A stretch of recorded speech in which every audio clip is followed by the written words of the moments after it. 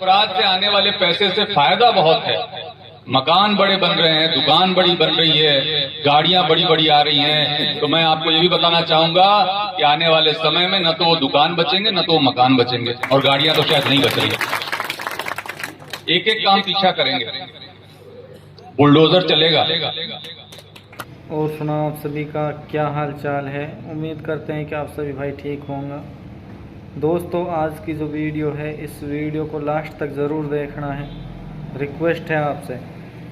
तो भाई, भरतपुर के जो आईजी हैं, उन्होंने खुली चेतावनी दी है ओएलएक्स बाजों के ऊपर जो फ्रॉडबाजी कर रहे हैं। आप सभी को पता है, आज का टाइम में बच्चा जानता है कि ओएलएक्स क्या है क्या नहीं है। तो दोस्तों, ओएलएक्स जो चला रहे हैं, उनने भाई कार खरीद ली, घर अच्छा बना लिया, ज़मीन ले ली, सारा काम कर लिया। तो उनके ऊपर जो आईजी हैं, उन्होंने क्या कहा है, उस वीडियो को दिखाएंगे हम। और उसने एक चेतावनी दी है मंच से कि यह चीज़ का फितूर निकाल दीजो। हमने सरपंच बचा लेगो, एमएलए बचा लेगो, या मुख्यमंत्री बचा लेगो, कोई भी ना बचा पाएगो, कोई विधायक ना बचा पाएगो। किसी भी लेवल पे काम कर रहे हो कोई, वो भी ना छुड़ा पाएगो अगर हत्ते जो चढ़ेगो। तो यासु अच्छो है कि तुम वह काम छोड़ देवो और अपने हक हलाल की रोजी रोटी खाओ। दोस्तों, वाक़ जो बयान मैंने दिया, हाँ दे मोहे तो लगा बढ़िया, एक नंबर बयान लगा भाई वाका जो भाषण मैंने दिया है। और देख, सच्चाई है जो वन बयां की है, वो वीडियो है, दिखाऊंगा हम। वो वीडियो लास्ट तक देखो और सावधान हो जाओ, ओएलएक्स बाजो, ठीक है। देखो वीडियो। मैं चाहता हूं ये दर्द बढ़े जिन निर्दोषों के साथ जो यहां हमारे बच्चे कर रहे हैं। सारे नहीं, जो भी है, आप जानते हो बहुत अच्छे से कौन क्या कर रहा है, मुझसे बेहतर जानते हो, आप यहीं पर रहते हो। उन निर्दोषों के साथ जो हो रहा है, उसका दर्द आप तक पहुंचना चाहिए। लोगों ने सुसाइड तक किया, आपको पता है। हमारे साइबर अपराधी जो कि एक मोबाइल फोन लेकर के लाइन लगा के बैठे रहते हैं, आप देखते होंगे बाजारों के किनारे, नहर के किनारे, उनके आपको लगता है कुछ नहीं कर रहे हैं, मोबाइल पे पैसे तो ट्रांसफर करा रहे हैं, छोटे मोटे अपराध कर रहे हैं, जो एसपी साहब भी कह रहे थे। उससे लोगों ने सुसाइड तक किया, आत्महत्याएं की। एक बुजुर्ग मेरे पास आए, जो साहब बता रहे थे, वैसी घटना मैं बता रहा हूं। एक बुजुर्ग मेरे पास आए जब मैं क्राइम ब्रांच में था, रिटायर्ड कर्मचारी थे, 60-65 लाख उनकी पूरी जिंदगी भर की कमाई थी उनके पास, पूरे के पूरे पैसे उन्होंने दे दिए। उन्होंने कहा कि साहब, मेरा एक ऐसा वीडियो रिकॉर्ड कर लिया और मुझे ब्लैकमेल करना शुरू किया पुलिस बन करके, और मेरे घर में जवान लड़के हैं, उनकी पत्नियां हैं, और मेरे पोतियां भी जवान हो गई हैं। मान लीजिए अगर ऐसा कोई बात उनको पता चल जाती तो मैं तो सुसाइड कर लेता। तो मैंने 60 लाख रुपए देता गया और सारी मेरी जमा पूंजी चली गई। अभी भी मुझे धमका रहा है। तब वो मेरे पास आया जब उसके सारे पैसे खत्म हो गए। तो हम लोग किस तरह के काम की तरफ अपने बच्चों को धकेल रहे हैं, इस विषय पे ही बात करने के लिए मैं आपके बीच में आया। मुझे या जो पुलिस के यहाँ पे अधिकारी बैठे हैं, इनको क्या तकलीफ है, आप बताइए। आप जो भी अपराध के बारे में हम बात कर रहे हैं, चाहे गो हत्या है, चाहे साइबर क्राइम है, व्यक्तिगत तो कोई तकलीफ नहीं है। हम आपकी तकलीफ के लिए आपके बीच में आए हैं, ये आपको समझना पड़ेगा।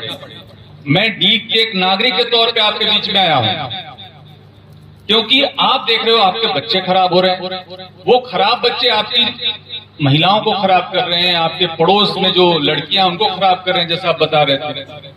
उन बच्चों के कारण वो निर्दोष भी परेशान हो रहे हैं, जो आप कह रहे हैं कि रातों में पुलिस इनको वेरीफाई करने के लिए ले जाती है। तो उसकी जड़ में तो जाना पड़ेगा ना, कि आखिर ये उद्भूत कहां से हो रहा है, उत्पन्न कहां से हो रहा है, और उनके लिए हम क्या कर रहे हैं। अगर हाथ उठा करके हम यहाँ पे पूछे कि कितने लोगों ने खुद साइबर क्रिमिनल्स की सूचना पुलिस तक जाके दी है, तो शायद यहाँ 5-10 से ज्यादा लोग हमें नहीं मिल पाएंगे। हम आगे बढ़ के उनके बारे में नहीं बताते। मैं चाहता हूं कि हम बताएं, आगे बढ़ के बताएं, और साथ में उनको भी बताएं कि पुलिस तुम्हारे साथ जो कुछ भी करेगी कानूनन तौर पे, उसमें हम बीच में कहीं आने वाले नहीं है। आप ये सोचो कि सरपंच साहब बचा लेंगे, प्रधान साहब बचा लेंगे, कोई जनप्रतिनिधि बचा लेगा, कोई प्रभावशाली व्यक्ति बचा लेगा, तो वो गारंटी तो मैं एसपी साहब और अपनी तरफ से दे रहा हूं आपको कि कोई नहीं बचा पाएगा। और मैं इसलिए भी आपके बीच में आया कि मैं ये आपको बताऊं कि मेवात जिस चीज के लिए जाना जाता था, हसन खां मेवाती के नाम पे मेवात का कितना सम्मान है, यही नहीं पूरी दुनिया में सम्मान है। और जो बता रहे थे एक भाई साहब मेरे यहाँ पे कि कितना ब्रेन है यहाँ पे, यहाँ के आप मैकेनिक्स को देख लीजिए, यहाँ के ड्राइवर्स को देख लीजिए, इवन जो अपराध कर रहे हैं उसमें भी अगर आप केवल उसके ब्रेन के पार्ट को देखो, टेक्निकल पार्ट को देखो, तो कितने शार्प हैं बच्चे हमारे, और उनको हम सही दिशा नहीं दिखा पा रहे। जिम्मेदारी किसकी है? आपकी और हमारी। तो हम बीच में बैठ करके ये बात तो करें कि हम इनको कोई दिशा देना भी चाहते कि नहीं देना चाहते। अगर हमें लग रहा है कि अपराध से आने वाले पैसे से फायदा बहुत है, मकान बड़े बन रहे हैं, दुकान बड़ी बन रही है, गाड़ियां बड़ी बड़ी आ रही हैं, तो मैं आपको ये भी बताना चाहूंगा कि आने वाले समय में न तो वो दुकान बचेंगे, न तो वो मकान बचेंगे, और गाड़ियां तो शायद नहीं बच रही। एक एक काम पीछा करेंगे। बुलडोजर चलेगा, बुलडोजर चलेगा, अपराधियों के घरों पे चलेगा, 100% चलेगा। हम चाहते हैं कि उसके पहले हम लोग ऐसे कदम उठाएं कि जो बच्चे अभी इससे दूर हैं कम से कम वो उसकी तरफ आकर्षित नहीं। आप बताएं कि पुलिस कितनी सख्ती कर रही है और कितनी सख्ती करने वाली है। इसलिए मैं आपके बीच में आया और मैं किसी भी तरीके से किसी का नुकसान, किसी का बुरा नहीं चाहता। जो शिकायतें थी कि साहब हमें वेरिफिकेशन के नाम पे परेशानी होती है, कतई हम नहीं चाहते। हम क्यों चाहेंगे? आप सोचिए जब पुलिस किसी के घर में घुसती है तो वहां की महिलाओं की क्या स्थिति होती है। आप सोचिए जरा, जो माताएं होती हैं वहां पे, जो बहनें होती हैं, वो किस तरीके से बेचारी अपनी इज्जत को बचा के कहीं किसी कोने में दुपक रही होती है, छुप रही होती है। क्या देख के अच्छा लगता है हमें? बिल्कुल भी नहीं लगता। लेकिन वो जो नालायक जिसके कारण ये स्थिति आ रही है, उसको पकड़ के, कान पकड़ के हम कभी पुलिस को देके आ रहे हैं क्या? इसके लिए मैं आपके बीच में मैं ये अपेक्षा करता हूं कि आज के इस बैठक, इस मीटिंग में हम ये तय करके उठें